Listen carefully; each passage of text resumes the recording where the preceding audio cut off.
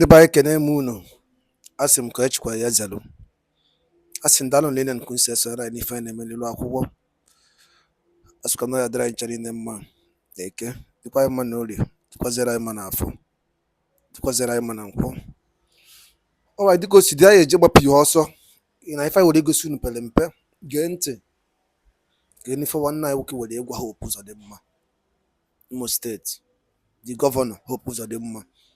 O were nnukwu ozi dị oke mkpa nwanne anyị nwoke ji maka ya wee bịa n'ịrụ akwụkwọ a. Ife o mediti na ọ tụsa ya bụ ozi atụsa. Gee ntị ọfụma ọfụma ya bụ ozi, gee ntị ma like ka unu n'isie ya, gee ntị ọfụma ọfụma, ị ga-esia ya, you drop all your own comment gbasịta maka ife nwanne anyị kwuru, gbasịta maka ndị Igbo n'Imo steeti, and gbasịta maka gọvanọ Hope Uzodinma. Ife a ya shock gị, you can say if you drop your own comment. All right, over to you, my brother. Over to you, sir. In the mouth of citizens. The question is, what steps are being taken and what should the government do as the elections, yes, there is an election in Anambra State, are fast approaching? What are the key things to put in place to even ensure a hitch-free election? Well, for more on this, I have Gozie Nwachukwu, who is a chieftain of the People's Democratic Party in Imo State. Good to see you and thanks for your time. Thank you, Suleiman. Sit-at-home order. That's a lifestyle that many Nigerians, especially those outside the Southeast, still cannot fathom how that came to be.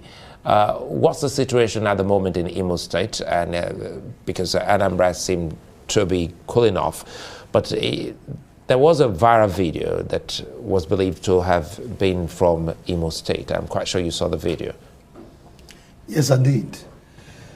Suleiman, the issue here is that the insecurity situation plaguing the Southeast appears to manifest in different shades in the five Southeastern states.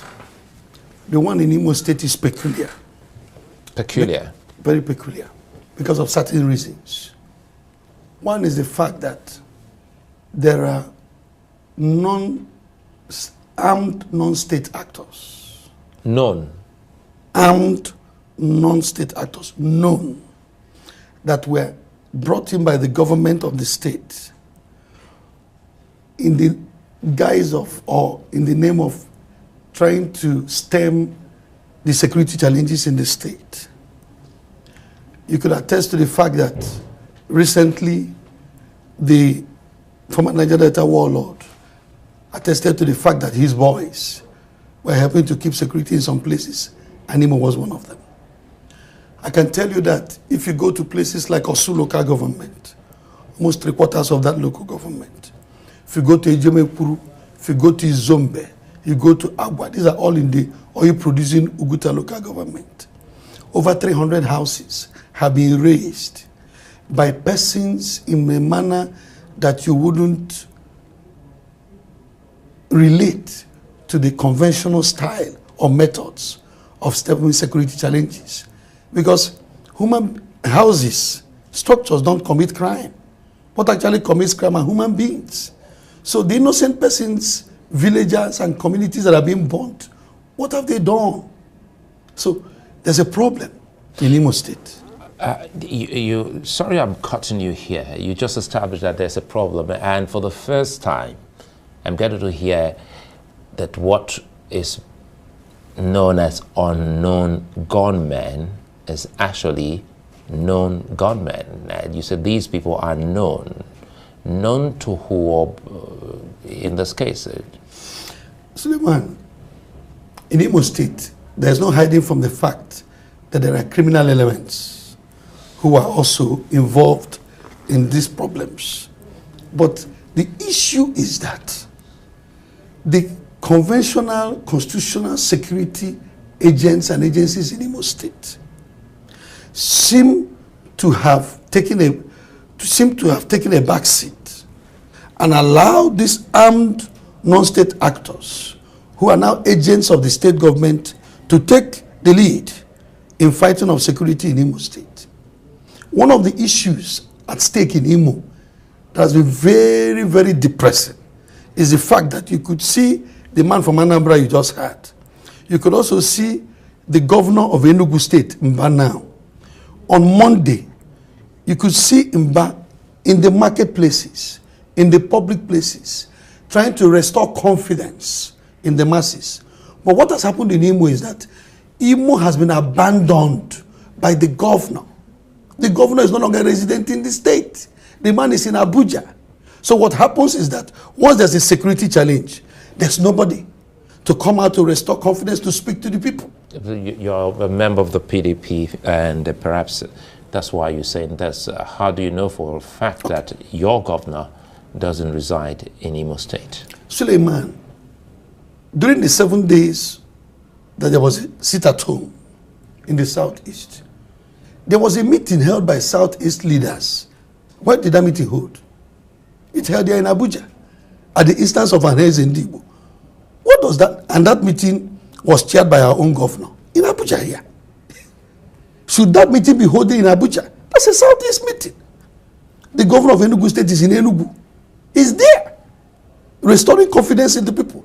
Suleiman, the challenge is that in Imo today, there is a collapse of the face of governance in terms of security. Okay, let me give you an example. Look at what is happening in Ukraine today. You can see the hands-on approach of Zelensky.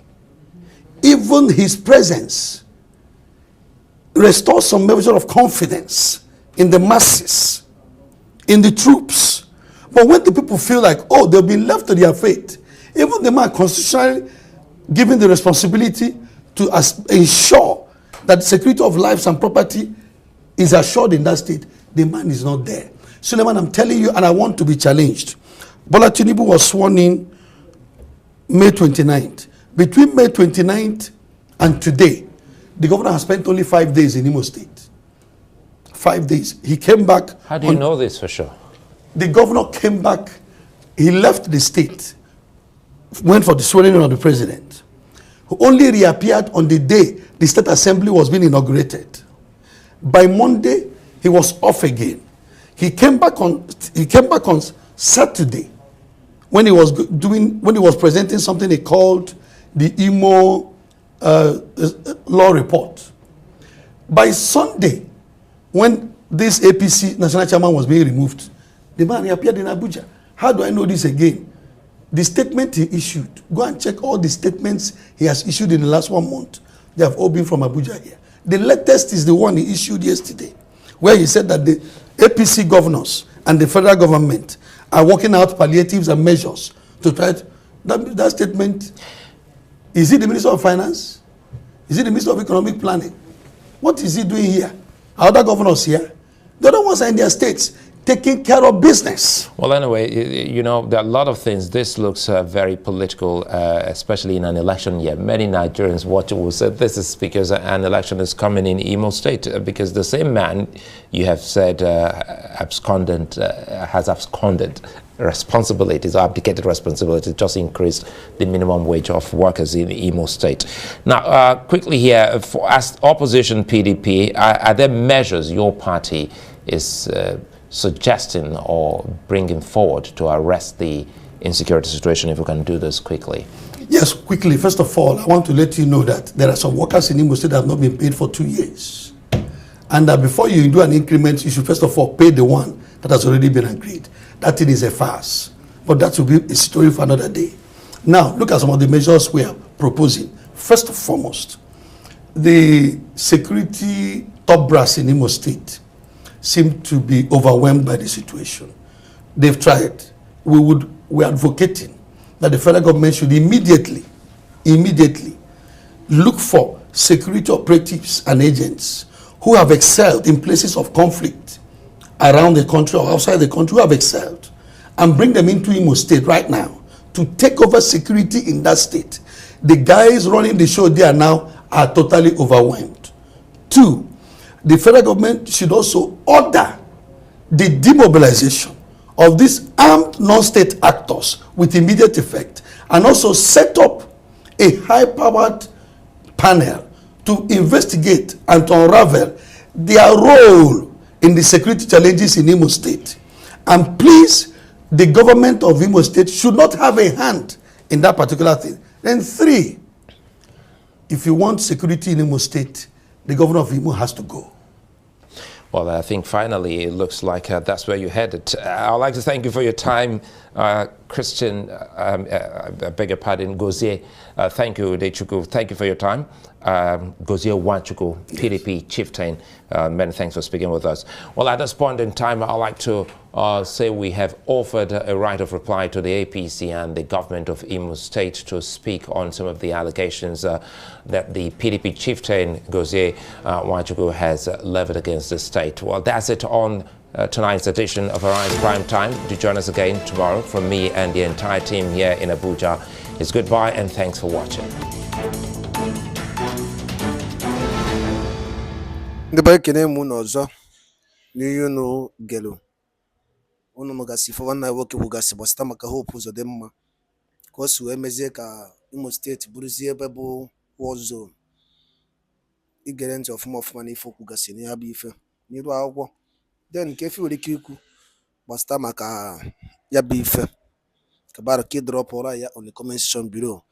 Once again, this is Eastern News 24. We have give to you the latest news concerning what is happening in Biafra land. That no munem kemesian umiwo.